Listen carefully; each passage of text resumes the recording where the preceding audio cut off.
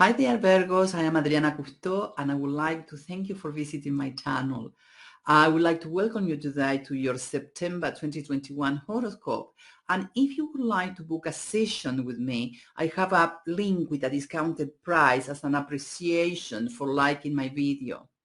I want to wish you a happy birthday. This is your month, and it's your month to shine. This is the month also to energize your year ahead and have clarity on what is that you want. And treat yourself with a lot of love.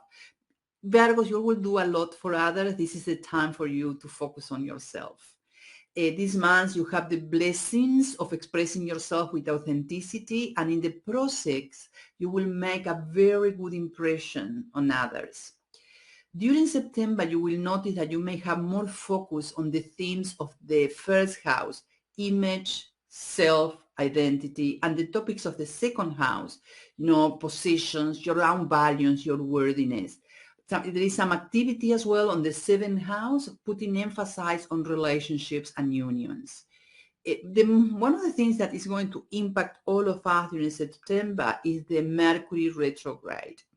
Mercury is going to be retrograde on the 27th of September to the 18th of October. But we may start feeling the impact during the shadow period, which is before and after. Now, Mercury retrograde is very good for everything starting with RE: revising, redoing, reconnecting, remembering. But, it's important also to plan things before they are launched, not doing launches now, and, using that beautiful time to slow down. And when we slow down, it'll allow us, to regenerate, to rest, to rejuvenate. Things to watch out during the Mercury retrograde are communication. So we need to read everything, not twice, 4 times before you send that email. If you need to sign a contract, be extra careful. Perhaps hiring an expert to review it will be a good idea. And keep in mind that things do tend to break down, like communication devices. You may have frustration for some delays on trains, cars, and mobility.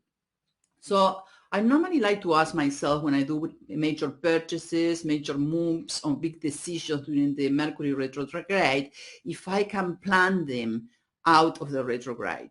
Because in my case, I personally find that they have a much better flow if I do all those things, I plan all those things outside of the retrograde when Mercury moves forward.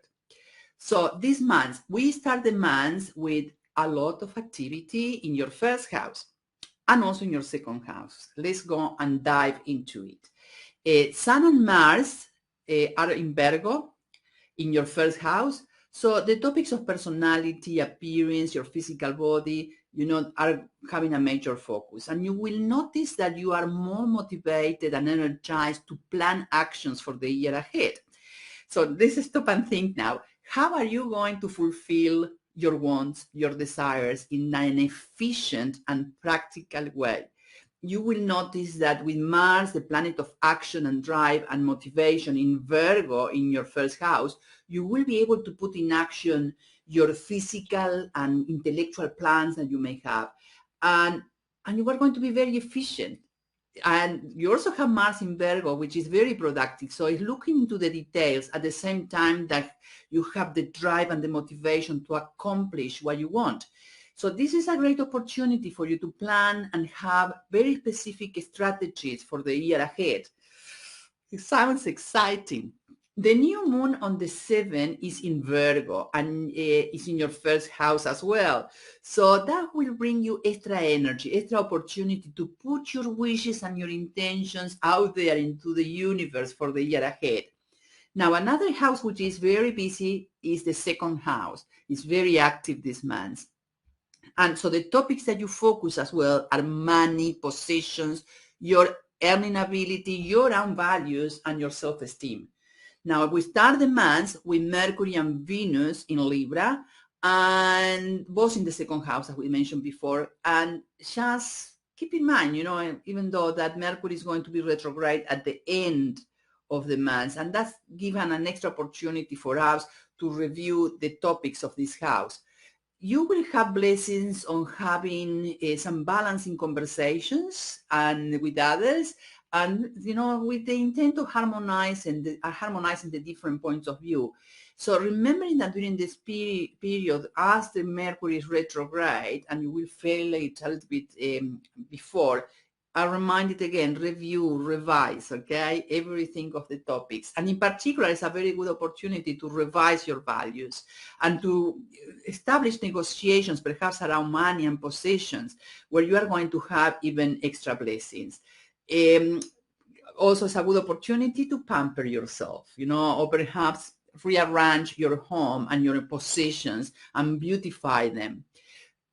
Now, beauty also that welcome the extra blessings to augment your material possessions during these months.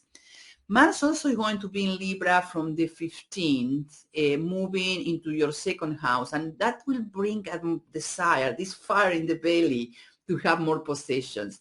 Now, Mars in Libra in your second house is a great opportunity to learn balance in relationships, because it brings an energy of win-win outcomes, okay? And win-win outcomes in negotiations. Also in the second house, we have the Sun in Libra from the 23rd. And this is going to energize your second house. It's going to ask you to reflect on your relationship with money, your resources, and your inner values. It is about making decisions on the basis of your own values, what is important to you, and how do you relate to others, remembering that your worthiness is not about your possessions, but who you are. Now, other houses of also major activity during the months of September and are the 3rd and the 7th house. A lot less, but they are still having some activity. On the 11th, Venus is going to move in Scorpio in your 3rd house. So you may notice passionate conversations and the desire of making your surroundings even more beautiful, okay? Now, the full moon also in Pisces is going to be on the 21st or 26th or 20, depending on where are you in the world. And it's going to be in your 7th house. So here you need to balance the energy of the new moon in your 1st house, and now you have the topics of the 7th house on your full moon. So the Pisces moon is asking all of us to dream more, to feel more compassionate for others, and remembering to differentiate other people's emotions from our emotions. So you may also find during that full moon that something is coming to the surface in the area of relationships that you may not have been aware before.